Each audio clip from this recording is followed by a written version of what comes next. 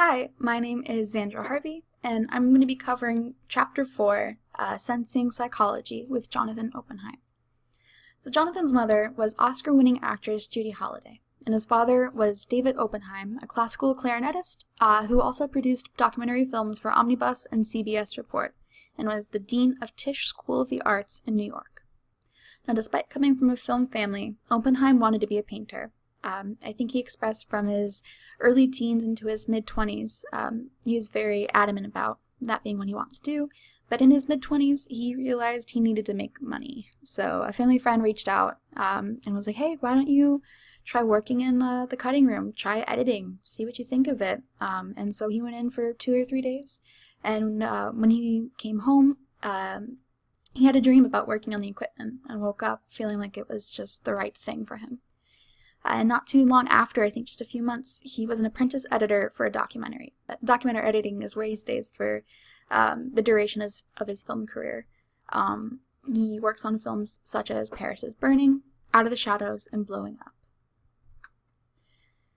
So the question I was asked for this chapter was, how does being a painter affect Jonathan's editing? Jonathan does state multiple times that there are parallels to painting and editing. In the quote, if you change just one thing in a painting, it affects the rest of the painting. You are constantly working on the whole.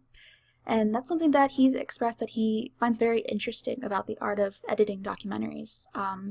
This was very clear to him when he was watching Nancy Baker edit Streetwise, where she had scene cards on her wall of the different scenes, and he was watching her rearrange and change and see what fits, what balances, what flows the film.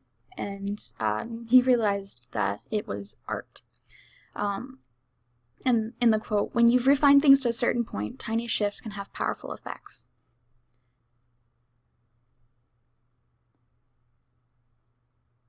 I think overall Jonathan finds a lot of similarities when it comes to balance and maybe even tiny details that he notices that can just have shifts and powerful effects. So one of the key points I found in this chapter was arrangement, finding, shaping, and rearranging the story, which I think kind of ties in with the whole painting thing. But for Jonathan, this goes further than what works and what doesn't.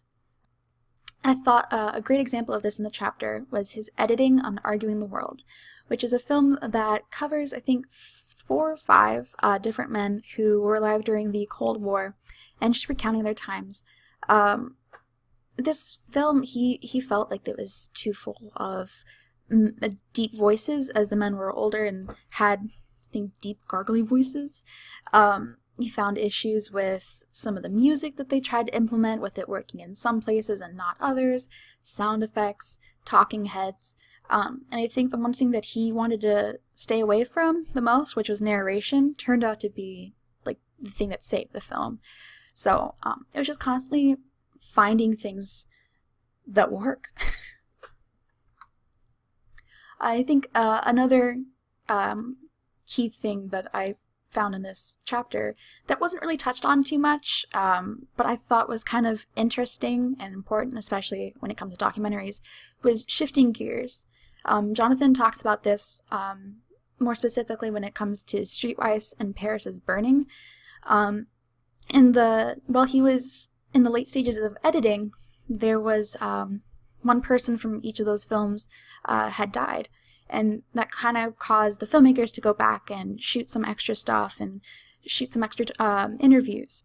That resulted in Jonathan having to go back and rework some scenes and fit in some extra shots, maybe take out some scenes, and kind of what he says is kind of give it dimensions. He kind of touches on the idea of being open to things that give the characters dimensions, because it gives the film dimensions.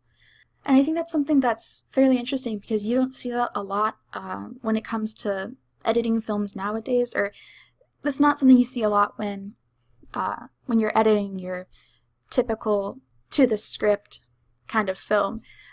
In this, there is no script. And the quote that he states is, in documentaries, the editing is the script.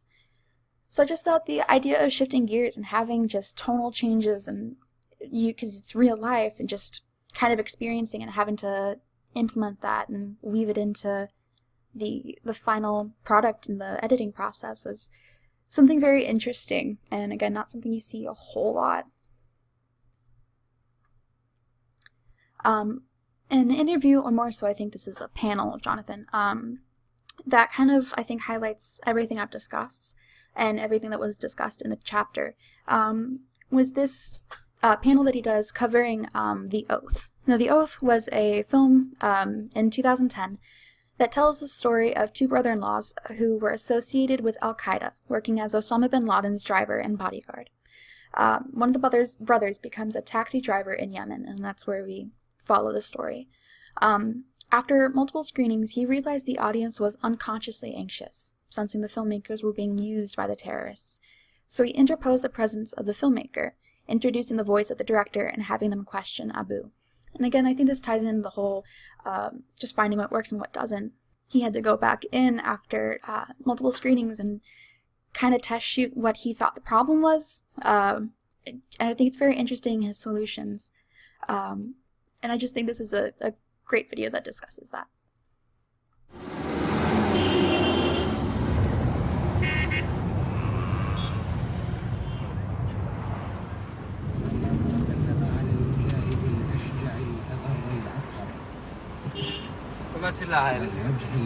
كم تديني؟ لا ما تسيلها. تديني 400. ها؟ 400. اطلع. It really contains all the methods that we used to show that there was a filmmaker there who was seeing him, and basically what we did was we showed him obviously lying.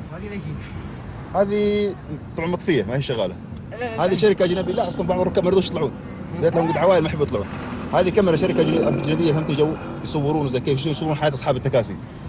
كيف بيشقى كيف بيشتغل يوميته وهكذا. الناس بيسمعون في أزمة اقتصادية في اليمن والحياة صعبة فثبتوه وأنت ويوميتك اشتغل وش اداك الله اداك طبيعي يتعامل مع الناس فيثبتونه هكذا. الحين طافية خلاص البطارية حقه قلنا منك يا بيت الله. We put Laura's voice in the interview questions in English, and we took out all the cutaways of. There were all these beautiful night driving shots. He's a taxi driver in Yemen, and we took them out and just went with jump cuts for all the interviews because it created a sense that we were sort of supporting his romantic sense of himself with these cutaways. We'd established enough of him being a charismatic jihadi, and we wanted to undermine. And it's not often that you are in a situation where you want to undermine the main character. You basically, the film is identified with the character, and you want to make the case for that character. But in this case, we were really engaged in deconstructing this person so we could connect with him, but we were also raising questions about who he was. قلت يا أخي كنيني عقدتني كنا كلها كثيرة. قال لك كنيك أبو جندل ما فيش حد غير الكنية دي. قلت أبو جندل فجندل معناها الموت فأنا أبو الموت.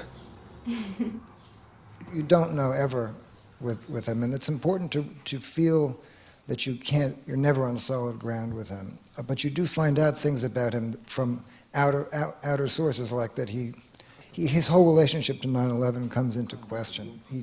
He was interrogated by the FBI. He basically expressed empathy with Americans, and it's like everything is turned on its head, and you don't really know at the end quite what you're dealing with. But I think that was the only way. We never knew who we were dealing with, so it was an accurate portrayal. فحملتها بالكامل فجاء مروان وقف السيارة أنا فكيت الشباك كلها رمي فكان هو يستلم على الشنطة يستلم على الشنطة والهم خرج مع الباب الواد يقول لي فين قلت له بتروح ألعب كورة مع الشباب يوم خميس واليوم إيش هذا أنا له 14 سنة. When we added these elements to the film, it made the film possible, and because otherwise the audience wasn't really, they couldn't take it in. So to sort of establish the presence of the filmmaker and to establish the knowledge that he was not what he seemed and not how he was presenting himself was critical to, and really before that it was a problematic film. تحركنا بعدها إلى الجبهة بدأنا نخوض القتال وهكذا.